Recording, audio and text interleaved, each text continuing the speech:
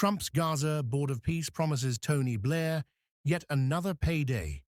UK's leading war criminal turned consultant is now lined up to head Trump's Gaza plan, where colonialism doubles as investment.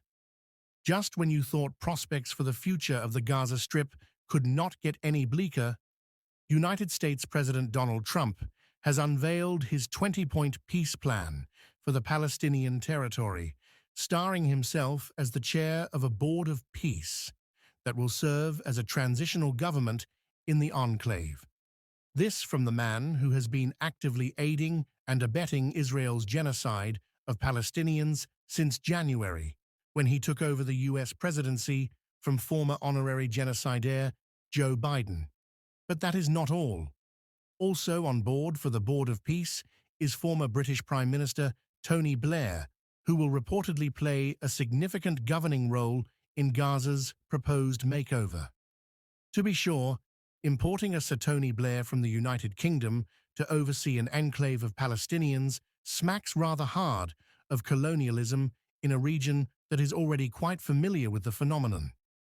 And yet, the region is also already quite familiar with Blair himself, owing in particular to his notorious performance during the 2003 war on Iraq, led by his buddy and then chief of the so-called War on Terror, George W. Bush. Swearing by the false allegations of Iraqi weapons of mass destruction, Blair steered the UK into a war that ultimately killed hundreds of thousands of Iraqis, earning him a most deserved reputation as a war criminal. In other words, he is not a guy who should under any circumstances turn up on a board of peace.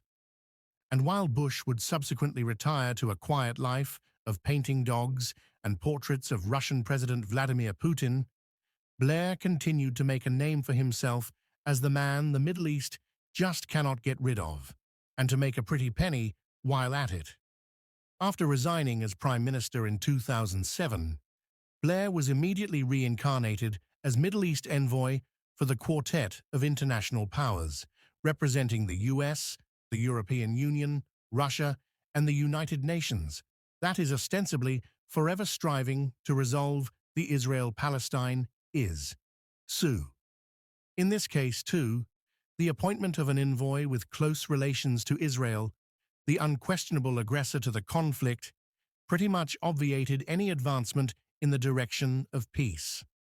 Furthermore, Blair's diplomatic activity conveniently overlapped with an array of highly lucrative business dealings in the region, from providing paid advice to Arab governments to signing on as a part-time senior advisor in 2008 with the U.S. investment bank J.P. Morgan.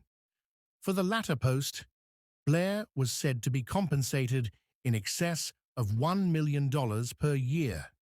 As Francis Beckett, co-author of Blair Inc., The Man Behind the Mask, told Al Jazeera in 2016, the year after Blair stepped down as Quartet envoy. The difficulty was that when he went to meetings in the Middle East, nobody knew which Tony Blair they were seeing, whether it was Tony Blair the Quartet envoy, or Tony Blair, the patron of the Tony Blair Faith Foundation, or Tony Blair, the principal of the consultancy firm Tony Blair Associates. But hey, the point of conflicts of interest is that they pay off. In a 2013 article for the Journal of Palestine Studies, award-winning journalist Jonathan Cook noted that, while Blair had little to show in terms of achievements as Quartet representative, he liked to trumpet one in particular: his success in 2009 in securing radio frequencies from Israel to allow the creation of a second Palestinian cell phone operator, Watanya Mobile, in the West Bank. There was a catch, however.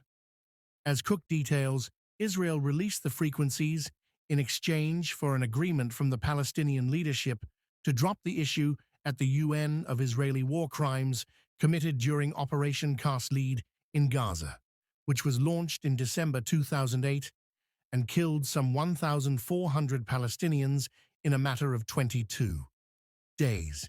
And what do you know?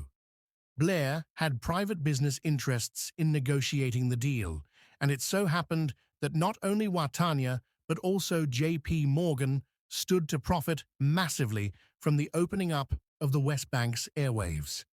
Now, it is hardly an exaggeration to assume that Blair will seek to capitalize on his impending governorship of Gaza, as well as there are no doubt plenty of opportunities for the Tony Blair Institute for Global Change in, you know, changing the world to definitively screw over the Palestinians. One focus of Trump's 20-point plan, incidentally, is the many thoughtful investment proposals and exciting development ideas crafted by well-meaning international groups that will magically produce hope for future Gaza. After all, why should Palestinians care about having a state and not being perennially massacred by Israel when they can have capitalism and the tyranny of foreign investors instead? And the face of that tyranny may,